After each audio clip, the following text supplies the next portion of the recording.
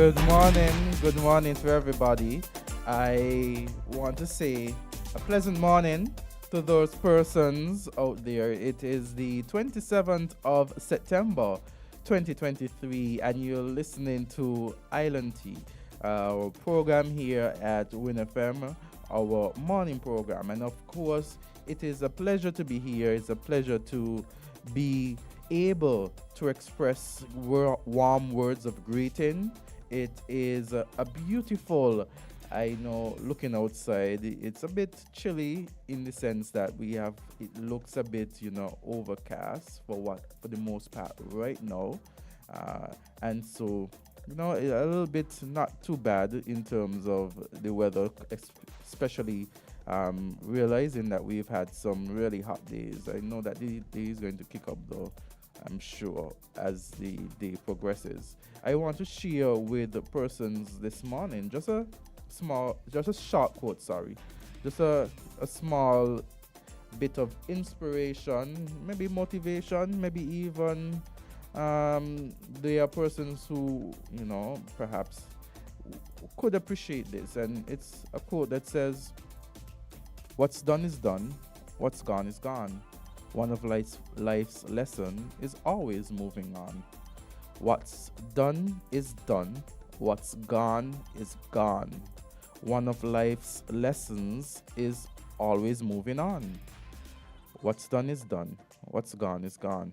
One of life's lessons is always moving on." So, that quote really acknowledges the fact that what has happened again has happened, and that life teaches us one thing about life.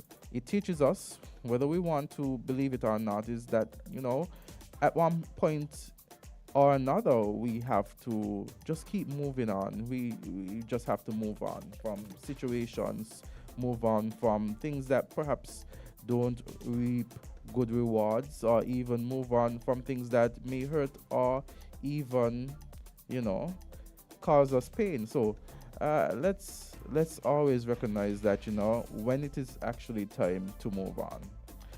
And this morning, looking through the news, I see that Zimbabwe signed visa-free travel agreement. And it goes on to say that Saint and Nevis passport holders will no longer need a visa to travel to Zimbabwe. This development follows the signing of an agreement on mutual visa exemption by both countries. The agreement was signed in New York on the sidelines of the United Nations General Debate. Dr. Denzel Douglas, Minister of Foreign Affairs of St. Kitts and Nevis, and his Zimbabwean counterpart, Frederick Shalva, were signatories of the agreement. Both ministers said removing visas would enhance people-to-people contact between St. Kitts and Nevis and Zimbabwe. St. Kitts and Nevis passport holders will now be able to travel visa-free to over 145 different countries. A statement noted that both countries established diplomatic relations on 30th November 2021, and since signing the document, there has not been any significant cooperation between the two countries. So here the article highlights the fact that there is now visa-free travel between St. Kitts and Nevis and Zimbabwe. I know there are a number of callers who speak about going to Africa and traveling to Africa. Well, this is an opportunity. You have another opportunity. This is a visa-free travel agreement, and I wish persons to take advantage of the opportunities that are presented and to visit Africa, to visit that country, and to make the best of it as an option for vacation travel. And looking through the news again, I see that dengue fever cases present in St. Vincent and the Grenadines. It says Vincentians have been advised to take all necessary precautions to protect themselves and those against greater risk from dengue fever as cases have been recorded on the island. So the Ministry of Health says that for the period of January to September 21, 2023, they have recorded a total of 15 cases of dengue. The ministry says this number of cases is within the threshold expected. There have been no reported death due to dengue recorded to date. And it says dengue fever is a mosquito borne illness that is caused by the bite of a mosquito carrying the virus that causes dengue. Persons are encouraged to seek care early from their healthcare provider if they are experiencing one, fever accompanied with nausea, vomiting, skin rash, body aches and pains, swollen glands, or headaches. Persons should also pay attention to the warning signs of severe dengue fever.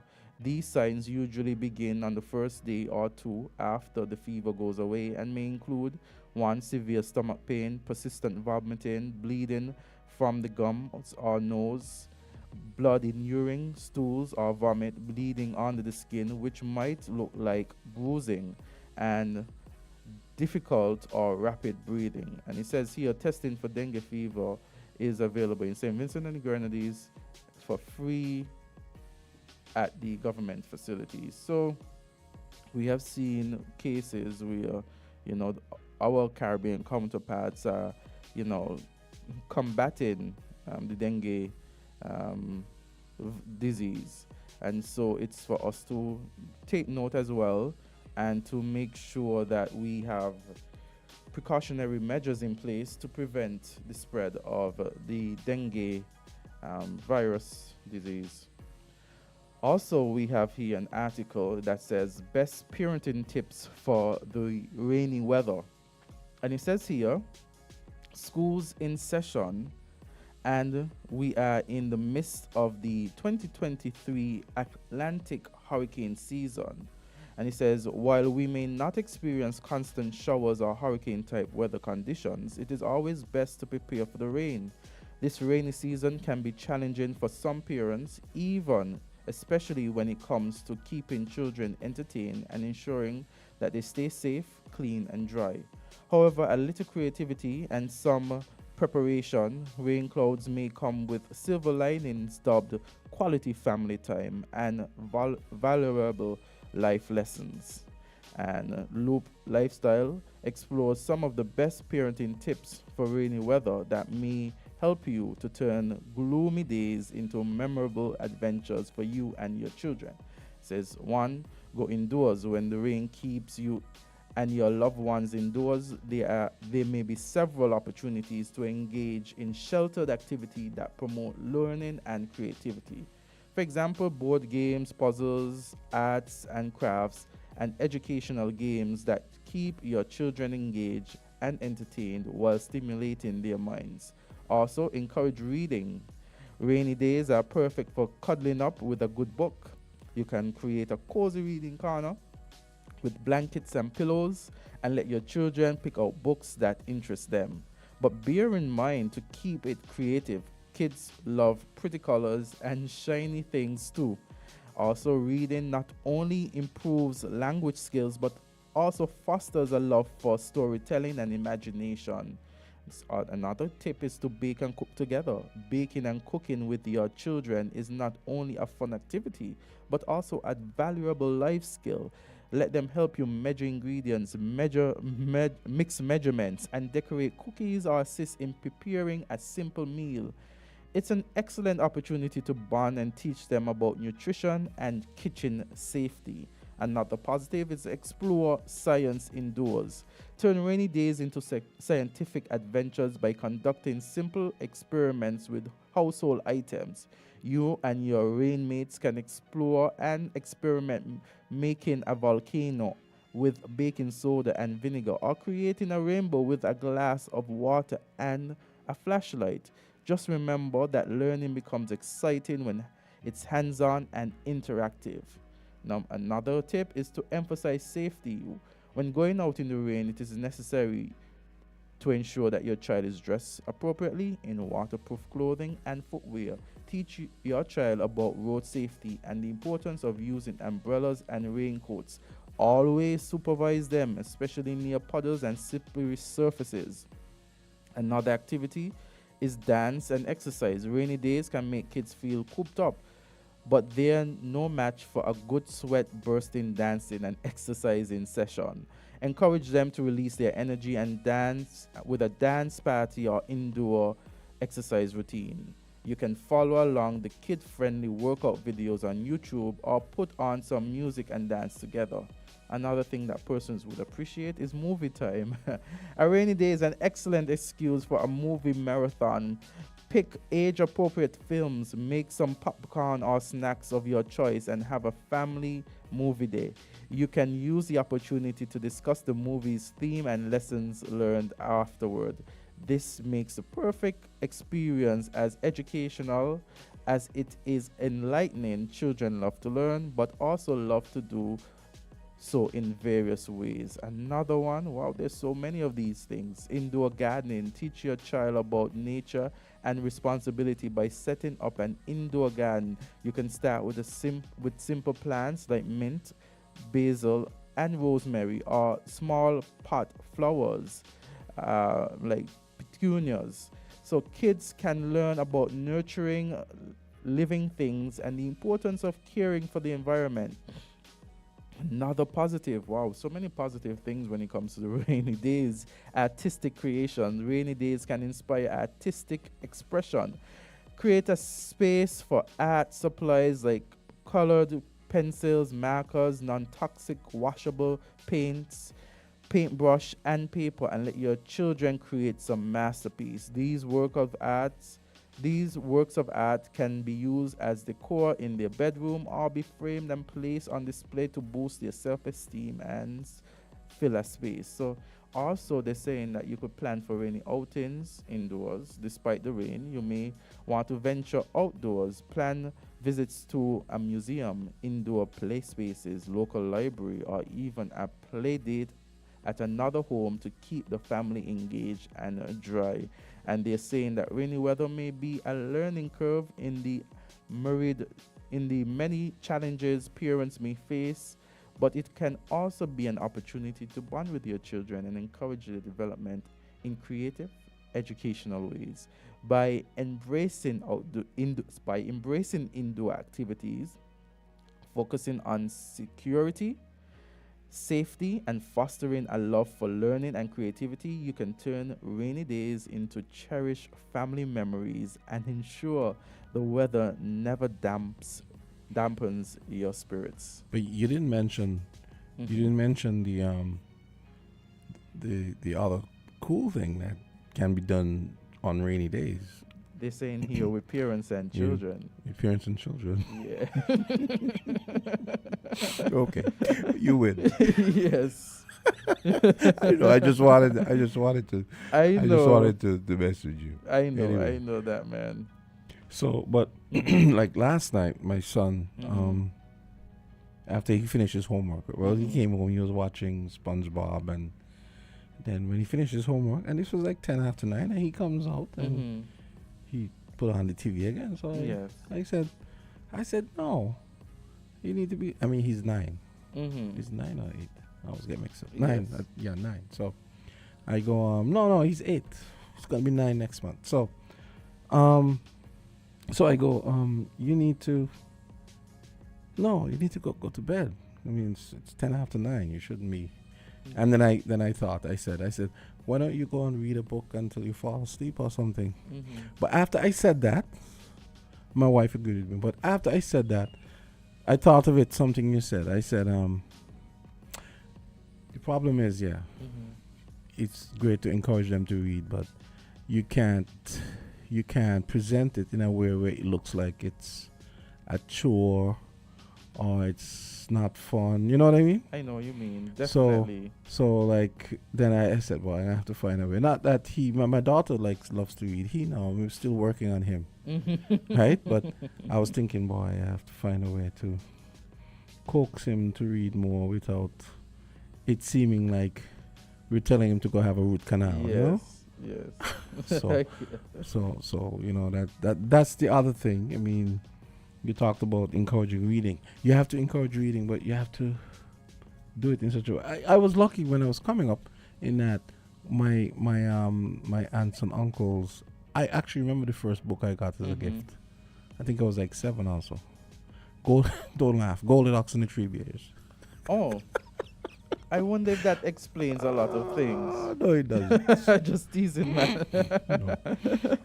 And I remember thinking, oh, that porridge, that has to be cream of wheat. No, seriously, I remember thinking, like, I remember contemplating what the porridge, I wonder if it's, I said, it looks like cream of wheat. It looks white. Yes. Because cream of wheat was one of my favorites at the time. But I could tell you, I was really excited I got that book. And then the reading thing started. I mean, I probably could read from 5 or so, but I remember that was the first book I got. So Goldilocks and the Three Bears. So reading was never a chore for me. So yes, which is something that I think a lot of parents need to work on, especially with all the,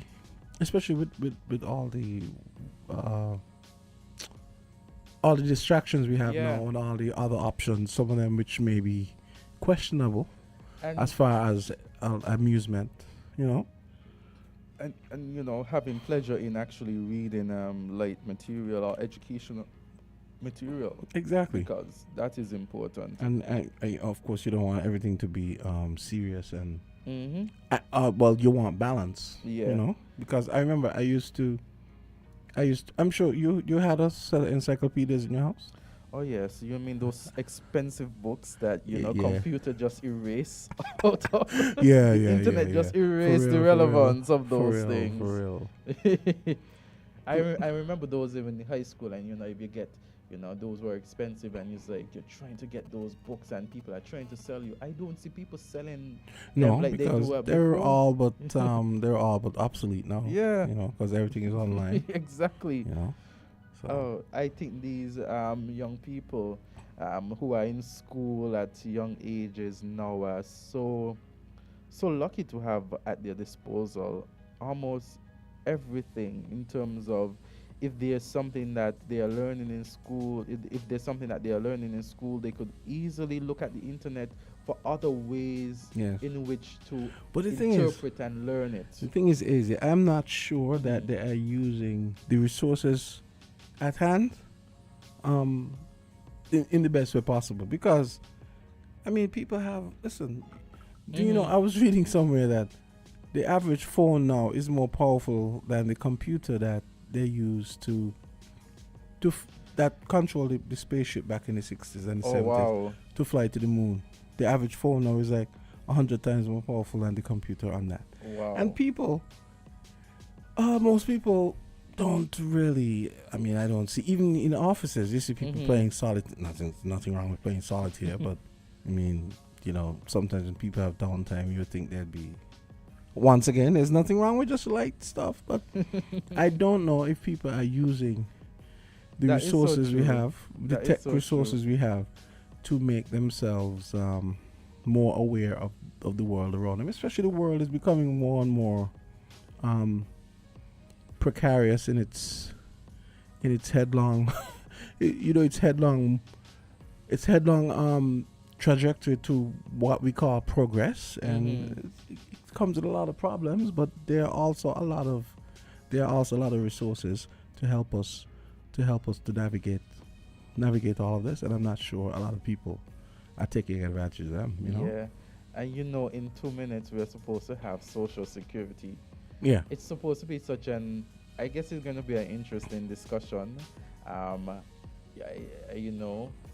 When I think about social security coming today, I think about, the fact too, I don't know if it's going to be a topic that they're going to discuss, but, the promise of the $1,000 actually is being paid to social security. So I was thinking, I wonder if we can get any calls that ask about that, Yeah, that would be kind of beside the point, sort of, though. Yes. Because they're just sort of you could say the messenger. Yes. They're not the. Yes. You know what I mean? I know. Yeah. I know. Okay, Yes. it's 8:29.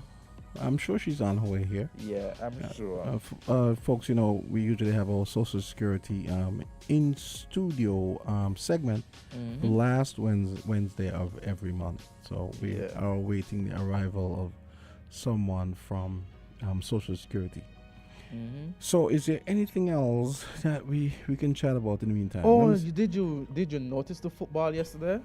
Football. Yeah, the football. Apparently, so it was the Village versus St. Paul's, and during the allotted time, it was 1-1. So they were even in the scoring, and then they had to go to extra time. During the extra time, the Village scored 2 goals. So in all, Village won that match yesterday. I think the next match is going to be played on Friday, if I'm not mistaken. Okay. But they won that match yesterday, so 3-1. They went a whole game without scoring. Well, 1-1. Without scoring, yeah. Yeah, and without. So they went your whole game even, and Even. then during the extra time, they swoop in those 2 goals, you know. And so now it is even because St. Paul's won their first game against the Village. It's playoffs now, right? Yeah, it's the playoffs for it's the finals to see who's gonna win. And so it's going to be Village and St. Paul's again, and let's see who's gonna come out on top. Who do you think is gonna come out on top? Boy, I mean, St. Paul's has been pretty strong. I remember St. Paul's been pretty strong. That could be anyone. I'm probably gonna lean St. Paul's though. Probably. I hope none of my Village friends are I listening. hope you're not walking in the Village today. I hope director or any of these other Village people, you know. Okay, let's take the break. Let's hear from our sponsors, and we await the arrival of Social Security. Yes.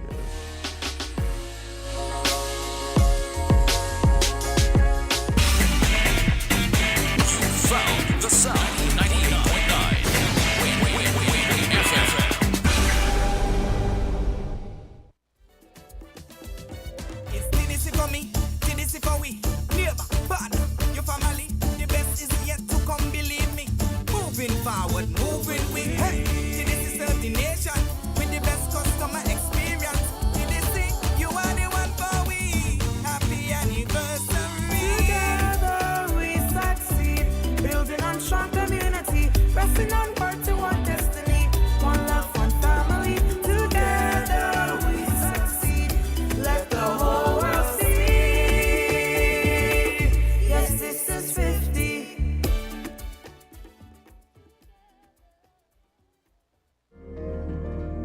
Life is unpredictable.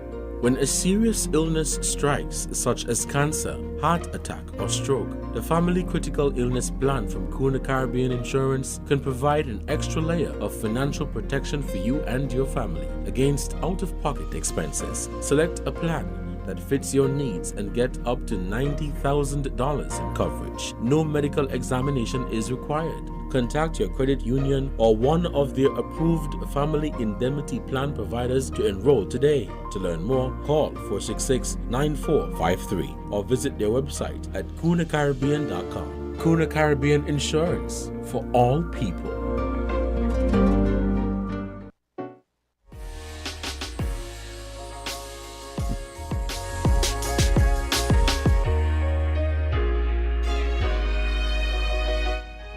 $8.33.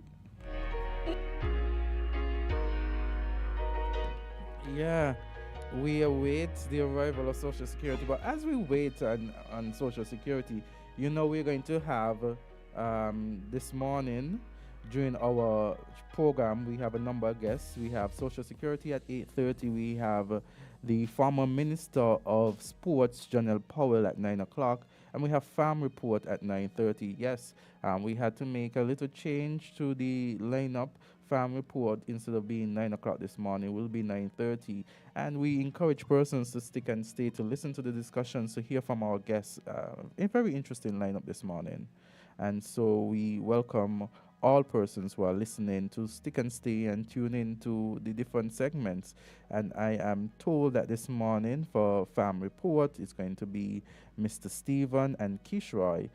They will be coming in this morning. And so at 9 o'clock, we are going to have the former Minister of Sports. You know, it's T20 World Cup. That has been the talk. And the question is whether or not the present government have missed the ball or dropped the ball as it relates to the hosting of the T20 World Cup. And so we have in studio at 9 o'clock the former Minister of Sports, who will be able to speak towards that, and also the benefits of hosting the World Cup, the T20 World Cup. For persons who are also interested in hearing, though, on both sides, let me tell you that I have spoken to the Honorable Minister Samuel Duggins, Minister of Sports, and he is to be in studio to speak about the topic on Friday at 9 a.m. And so we are going to try to balance the discussions, balance out the topics here, and so as much as possible create an equal space and an equal opportunity for all persons to weigh in on the topic and to speak as it relates to well, any topic, you know. We encourage open, frank dialogue from all sides. Always a welcoming environment here. You do realize that you remember the St. Vincent story? Yes. The sports minister talking about the dance not paying for the lights. Yes. My words. Yes, but yes. And you realize there was a Jamaica story with Yeah. the Jamaica minister saying pretty much the same thing. Yeah, so it'll be very interesting because at the same time, we have Jamaica saying that what they're doing is investing in cricket in their schools and their country. And whether or not a question could be had is whether or not we are investing equally in cricket in our country as well. Because Jamaica was saying, well, we are spending millions of dollars or monies in cricket development in that country. One cricket fan actually spoke to me and said, is that happening in St. Kitts and Nevis? One person was actually asking, are we really developing cricket in our schools and federation? And so that's a discussion that we could have. And we have with us this morning members of Social Security. And, you know, as I said that, you know, the song played in my mind, Social Security, you know, Social Security. I'm not the best singer, but we have these two ladies here this morning, representatives of Social Security, and they're here and they're in their different colored uniform. I see one sporting the green, the other one sporting the gray, and just yesterday I saw one in the blue. So I see all the colors being utilized. Yes, I see all the colors utilized. Good morning. How are you guys doing? Good morning. It's good to be here. I wasn't here last month. You miss me?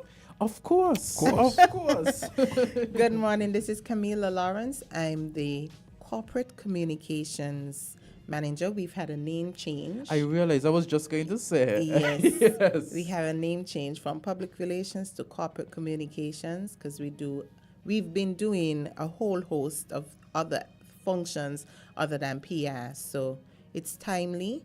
And as we go through an internal reformation, because shortly we're proposing to make some reformative changes to Social Security. So we're starting internally, and then outward you'll see us making some announcements, consultation, public discussion, and so on. And with me, I have the lovely Paula Henry. She is with the Finance Department. She's also an ex officio member of PR. Could call her to do one or two things, and she could handle it well. So this morning, in her role as a finance officer, we'll be talking about not the $1,000, are you? We'll be talking about the importance of your life certificate, and of course, we're going to add in a little bit about the $1,000. You get a little piece of the that we're working discussion on in conjunction to the regular functioning of Social Security. So that's what we're going to talk about this morning. Paula, you want to go right ahead? Sure, no problem. Good morning, everyone. Good morning, everyone. It's great to be here today. As Camilla said, my name is Paula Henry, and I'm here to give you a little bit about our life certificates process and what we need from you, the public, to make the process more seamless and for us and you. So life certificates, it is mandated by law that in order to get your life certificate benefits, to get your social security pensions and other type of assistance benefits from social security, you're supposed to submit a life certificate at least once per year in order to remain eligible for your benefits. We recently sent out en masse everyone's life certificates for them to have completed and certified by possibly a senior person in the community, a government official, a senior government member, or even, I'm not sure if persons know, senior persons at the Social Security Board are able to complete the form and notarize and say, yes, this person has appeared before me and they're still alive, for you to submit those forms back to Social Security for us to continue the benefits. We're currently trying to complete the process so that we can make sure that everyone is being paid and those who aren't supposed to be paid are not. Because the more money we give to someone who is not currently alive or eligible anymore is money that we are taking from you. So help us to help you by sending in your life certificates. So in a nutshell, we are doing a verification process, and this is very important. And this year, we are putting the stop to it. So we usually say we send out letters, and that's something we've noticed. A lot of persons change their addresses and they don't update Social Security. So we send out these forms and they are returning in bulk. So it means we've expended funds to send information to you. You haven't received it. And so you know when you're going to notice, because we put in the stop payment button on play if we don't receive your information by the 30th of September. So that's on Saturday. We close on Friday at 4:15. Friday is the 29th. We close at 4:15. So we're making a last plea to persons to come in and fill in their life certificates if you don't have those persons who Paul have identified in your community. Our front desk officers, our customer service, customer relations agents are available to help to complete those forms. So for a while, we've been saying, we're going to stop if we don't see you, we're going to stop, but this time for real. Okay. So it's really an opportunity. And, you know, once you touch anyone's money, you know that's when it's going to get serious and they're going to come in. They're going to come. They're going to come in. Yes. So, yes. Also for overseas pensioners, persons who reside overseas and receive benefits, at least twice a year, you're required to go to a notary public to complete the life certificate. Those forms are available on our website at socialsecurity.kn. You go under the forms tab and you will see life certificate. You print it, you take it to your notary, and you email it to us at pubinfo@socialsecurity.kn. There's also our WhatsApp verification. So we are with technology. You can call us, video call us, so we see you, so you don't have to come in. If you're overseas, you don't have to come to the island just to do that. Or if you're right here and you're unable to make it to us, you can call one of our 4 numbers. We started off with 1, and now we're happy to announce we have 4 numbers that you can call. Those numbers are 662-8479, 667-2535, 668-2545, 669-2545. Easy numbers. 2545, 668, 669. Right? So if you cannot come into us, you have WhatsApp verification numbers that you can call. Video call us. We see you. We complete the life certificates. And boom, your money don't interfere. But if you don't call, we getting serious. Stop. We're going to do the stop button. Yes. Come Saturday. So when your October roll around and you don't see a pension, you're going to come. You're going to call us. You're going to say, what happened here? And probably we need to do that in order to update our records. Yeah. Because if we're sending information to your addresses that you're no longer there, we are wasting time, we're wasting resources, and we're not getting the goal done to update our records. So we don't want to be paying persons who should not be paid, and we want to pay persons who should be paid. So just come in and complete your life certificates. Yes, definitely. And, encouraging persons to do that. A number of persons I know have come, especially, because one of the requirements is that it could be the person who verifies could be an attorney as well. So I've seen those forms where persons come in and actually ask to yeah. So another thing that this person here messaged me and they said that that I don't know if you're able to answer this question because I don't know, but they say are taxi drivers entitled to the $1,000.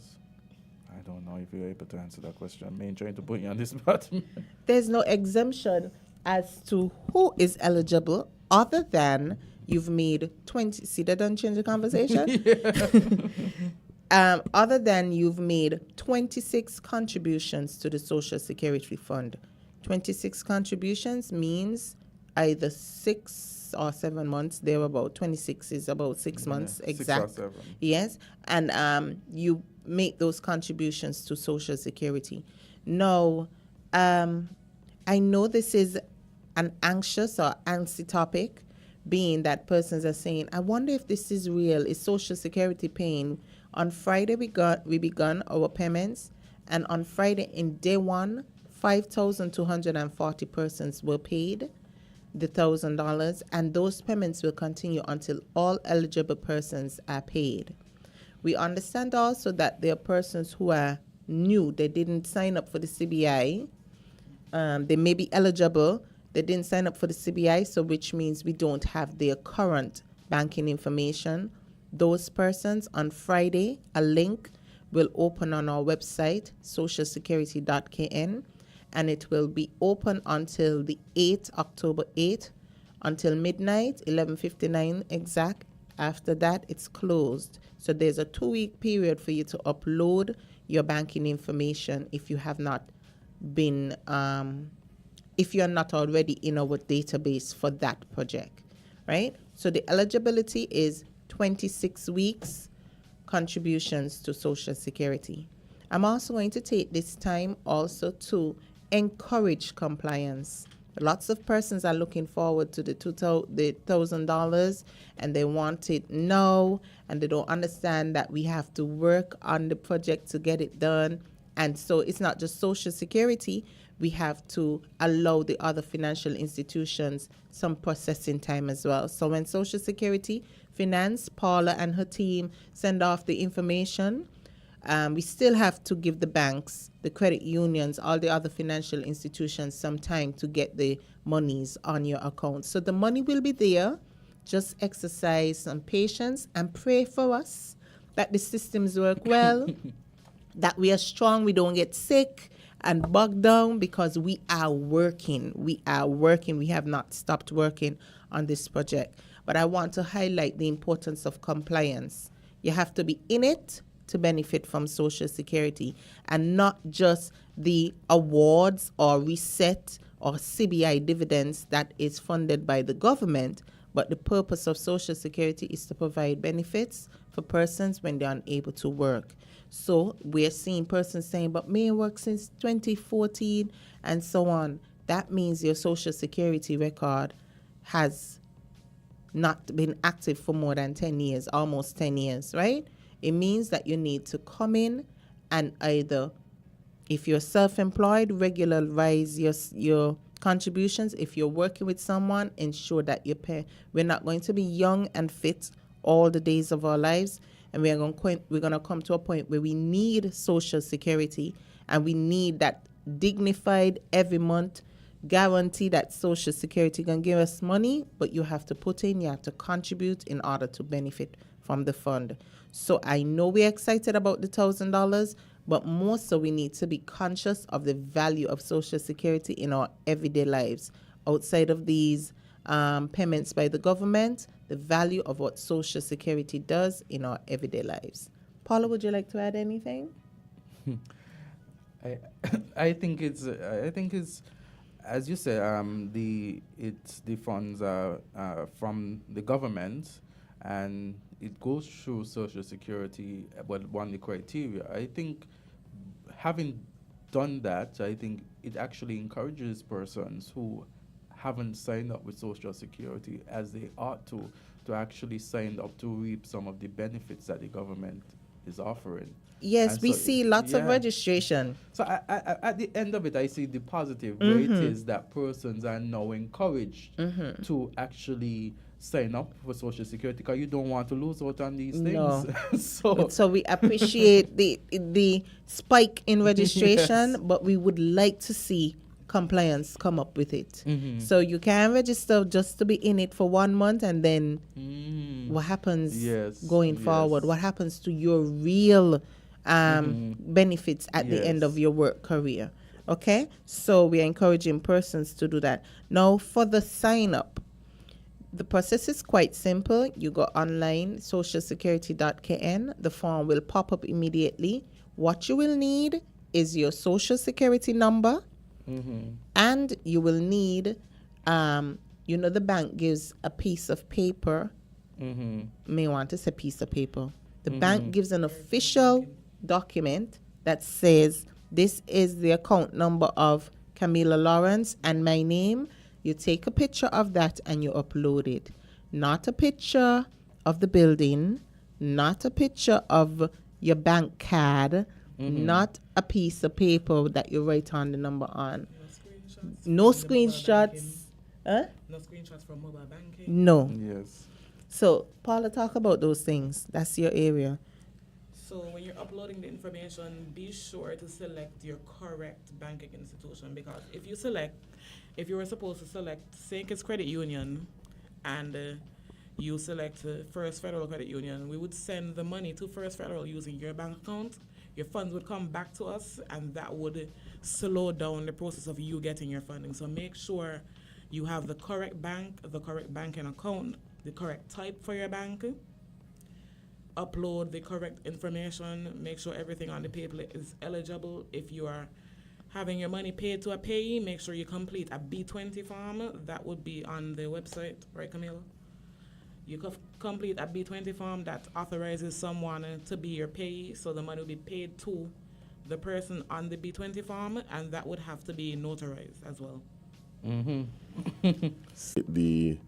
The hosting of the Under-19 World Cup in October in Abu Dhabi, which gave us only 2 months, because the tournament was the following January. So it gave us 2 months to go and get our venues in shape in order to host. And you speak about the hosting of these games, and I think it comes off as if, St. Kitts and Nevis hosted it very easily, but in those times that you served as Minister of Sports, we were also battling a pandemic, which we don't battle now at the same magnitude. And so imagine all of these things that you're talking about, St. Kitts hosting under your tenure during a very serious pandemic. And to see that now we have not been hosting it. What are your thoughts on that? As looking at it at the being able to host events during I skills on a Saturday for the cook-off as you represented the People's Action Movement. How was that experience? It was a really good experience. Really had a lot of fun.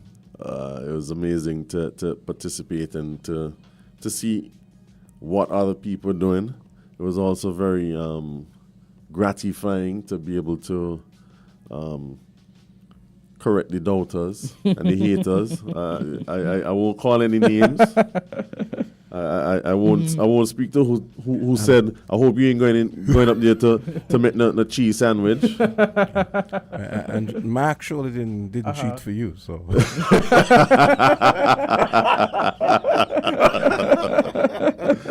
But no, it was a great experience, and for a Yes. good cause. The Yes. cat in home really needs all the support it can get. Yes. And so it was good to go out and show people another side of me that a lot of people did not know about. Definitely. And just have fun. Yes. So I want to wish you well as you continue and as you go through this day. I just want to say thank you for being here, and we're going to take a short break and get back to the program. We have Farm Report next. Thank you so much.